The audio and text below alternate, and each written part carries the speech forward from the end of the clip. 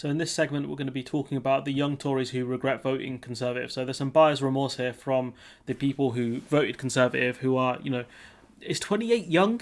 Is that young still? I guess it depends on the context of what you're talking about. But I'm not a million miles off 28, so I'm not going to comment too much. The temptation to dunk on these people pretty hard is there. I don't know if it's worth it.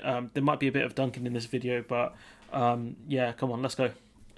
So when I chat with Jess, obviously not me reading from the article, a 28-year-old from Leeds, from the north of England, she's out with her friends celebrating the reopening of pubs across England. She's in a t-shirt that says F the effing Tories, accessorised with huge gold hoop earrings that also say F the Tories. So clearly someone who does not like the Tories. But it may surprise you to know that she voted for them in the 2019 general election.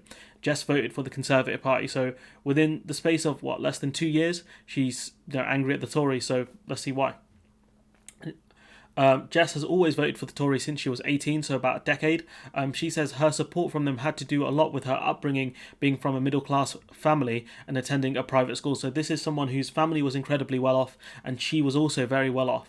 So it's going to be interesting to see what her reasoning is, why she hates the Conservative Party so much, especially considering why it's in more of her best interest and her family's interest to vote for the Conservative Party, because they won't be taxed as much and they can continue going on to things like private school and probably living a good life, to be honest. Jess grew up hearing the horror stories about Tony Blair, who was told that a non-Tory government would crumble the country, as she put it. The country didn't crumble under Tony Blair, though, did it? I mean, you could argue it kind of crumbled under Gordon Brown, but, this current situation we're in, I think it's far worse than the '08 recession. So whoever told her these things, most likely her family members are just a bunch of frauds. I guess you don't want to hear that about your own family, but still, when you grow up in this atmosphere, rich, it becomes part of your mindset too. I guess so, but it took her 10 years to realise the Conservative Party are a bad party. So, it took me... it didn't take me long to figure out, the Labour Party is full of a lot of frauds who need to be called out, so the fact that it took her a decade is a bit embarrassing, to be honest. I guess that private education isn't as good as people think it is. Young minds are so easily moulded. I genuinely believe those comments. So when I was a very proud Tory, I'm embarrassed to admit that now. Again, I don't want to dunk on her too much, but, why did it take you so long to realise how bad the Tory party were? They've had about 11 years in charge now. I'd be a bit embarrassed if I were you, to be honest. Though family tradition has a lot to do with her voting record, Jess did have personal reasons for not voting differently in the 2019 general election. She believed the government had a democratic responsibility to seeing Brexit through. Oh... It really didn't. The only reason they would have a, quote, democratic responsibility to prioritise seeing Brexit through is if they won the 2019 election. So not very bright. Not a very good argument, sorry. The Tories said they will be the party that got Brexit done, whereas Labour made it clear they did not want to follow it through. I guess that's what she probably should have said. Private education doing really well again, I guess. Which I kind of get, but if your only issue is that you wanted Brexit scene done, it does speak to how privileged your life is. She goes on to say, but when COVID-19 outbreak began just over a year ago and the Tories acted in ways that were questionable at best, Jess started to question her support for the party. So, potentially once she was impacted by the Tories, she realised how bad they were. She does cite the Dominic Cummings example. Is this the way to Barnard Castle? The turning point for Jess were Dominic Cummings' Barnard Castle scandal and the MPs voting against free school meals for children. So I guess you can make the argument these things didn't actually impact her. The Barnard Castle thing didn't impact her, and the free school meals thing didn't impact her. So I think it's unfair to try and say that, for me to say that, this is her own fault. Maybe something impacted her, something maybe radicalised her a bit, Conservative policy that directly impacted her, when that wasn't the case. The introduction of a tier system that effectively, this is the real crux of the issue. The introduction of a tier system that effectively put the North and South into different lockdowns was also a big disappointment for Jeff, who claims the Tories were targeting the North unnecessarily. So Jess, who I think lives in Leeds, would have been negatively impacted by this. So she can talk about the Barnard Castle stuff, she can talk about the free school meals thing, but I think generally it's down to the fact that the Northerners were put into lockdowns they shouldn't have been. or the Southerners should have been put into more aggressive lockdowns, but the Tory party didn't do that because the South is the Tory party heartland. So she goes on to say, Northern hospitality was forced to remain closed, but the R rate was lower than that in the South, especially London. We know that the reason why London wasn't put into a Tier 3 lockdown during a specific time was for economic reasons. It wasn't for for COVID reasons. So we can see that this is the thing that made her angry. It wasn't the free school meals thing. It wasn't the Barnard Castle thing. It was this. Northerners were treated like they were stupid, while people in the South were out partying. This is why, this is a middle class kid who couldn't go to the pub, who couldn't go out to restaurants. This I think is why she's angry.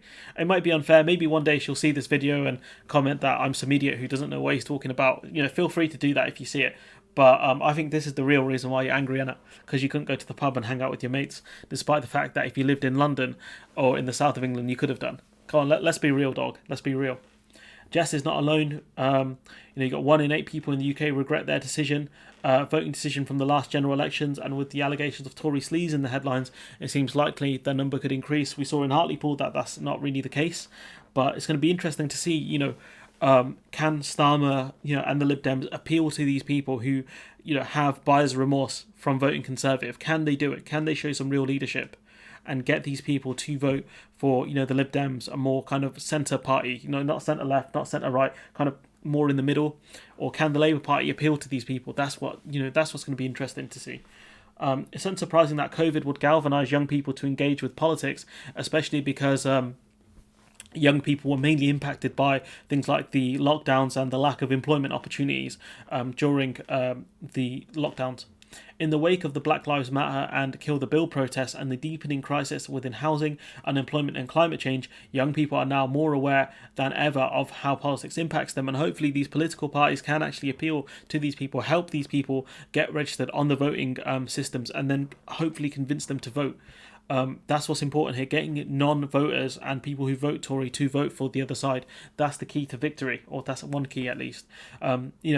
Housing is going to impact even middle class people, because getting a house is very difficult. Buying a house is very difficult. Unemployment, if you're let go from your job, even if you had a middle class job or whatever, that's difficult.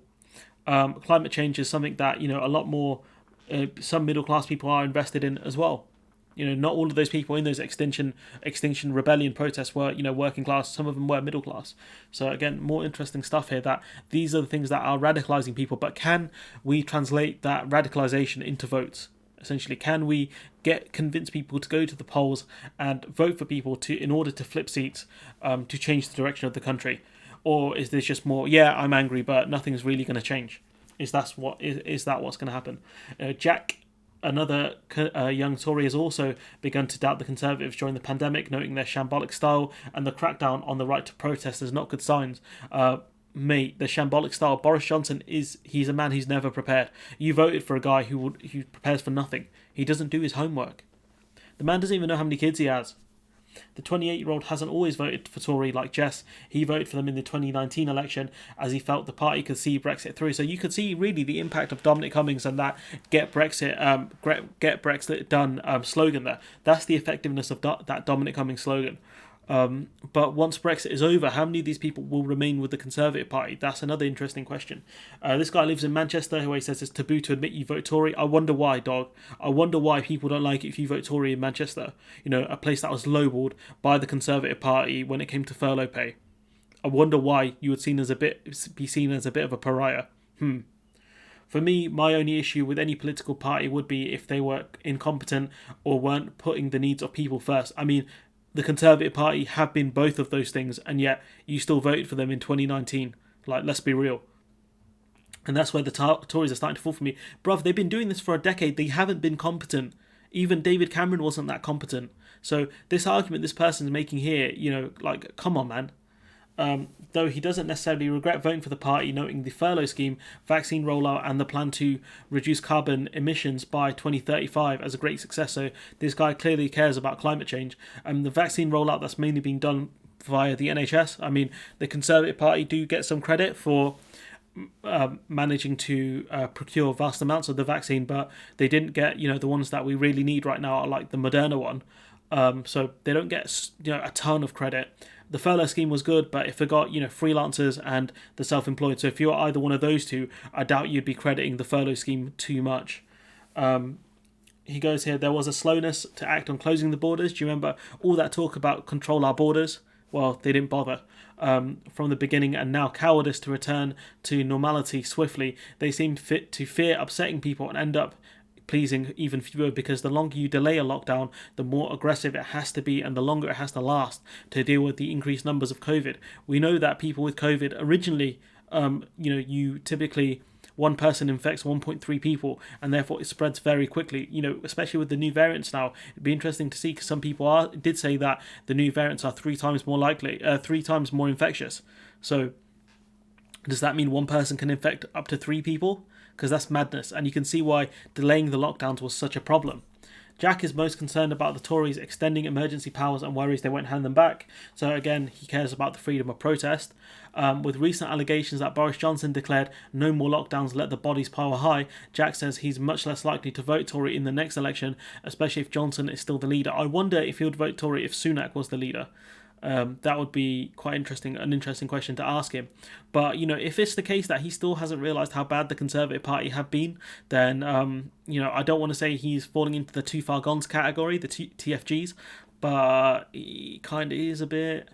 Tom, 24, Conservative for the first time, voted 2019 Conservative for the first time, and still supports the party wholeheartedly, saying, "My political views have not changed at all during the pandemic." He's a TFG. If anything, the pandemic has made me think less about politics. Like, bro, I'm going to be real with you, Tom. Politics are the reason why we had one of the highest per capita deaths in the country. The Conservative Party didn't want to go into lockdowns because it would be unpopular within Tory heartland, so they let people die instead. They let people's businesses go under because they didn't give them the financial support that they needed. They let people go on universal credit because they didn't want to help them. They offered 66% of pay to people furloughed within places like Manchester. Okay, politics has absolutely so much to do with the pandemic, and also various other points in your life. It was Pericles that said something on the lines of, just because you are not interested in politics doesn't mean politics isn't interested in you. It's the actual quote is a tagline on my website for a reason. I might get that on a t-shirt. That might be part of any potential merch that I do, because that's how important politics is to me. That's how important politics should be to you, a person who is on this channel, probably because you have an interest in politics, or you're a family or friend who wants to help the channel, whichever one. I hope you do have an interest in politics, because if you haven't realised how important politics is through the pandemic, then you really need to start reading and understanding how important politics is on your daily life. You really have to start understanding how important the role of Prime Minister and ministers are, how important it is to vote, because we need people who are competent, because if you don't, you're going to have problems. Jacob, 27, says his support for the Tories has also changed. Jacob, potentially another TFG. Personally, I give the Tories a free pass this year. Oh. Why? They haven't had the opportunity to implement their manifesto. They've been doing manifestos for 10 years, pal. They've been implementing austerity and other policies. This is a joke. They haven't had the opportunity to implement their manifesto. He's been disappointed with the handling of the pandemic, noting the PPE shortage, the failed track and trace system. They spent like billions on that, and voting against free school meals were significant failures. But he doesn't think the pandemic would be any different in the hands of another party. I can tell you for free, the Labour Party would have done a much better furlough scheme. They would have given much better business support. They would have done much better, I think, in the procurement of PPE, because Corbyn wouldn't have been on holiday. He wouldn't have been bothering with some new kid and his fiancée. He would have been far more switched on. He wouldn't have missed 5 Cobra meetings in 2020. So what you see here is a failure of the Labour Party to convince people that the Labour Party would have handled the pandemic better. Something Starmer has to do. He has to point out the fact that he told Boris Johnson earlier on that the country needs to go into lockdown. He needs to point out that had he been in that Sage meeting where Sage had called for a circuit breaker in, I think it was September or October, he would have done it. That's the thing that Starmer needs to talk about, to appeal to these people who genuinely believe that the pandemic would have been just as bad or worse in the hands of another party. That's what Starmer has to do now. Like, come on, bro.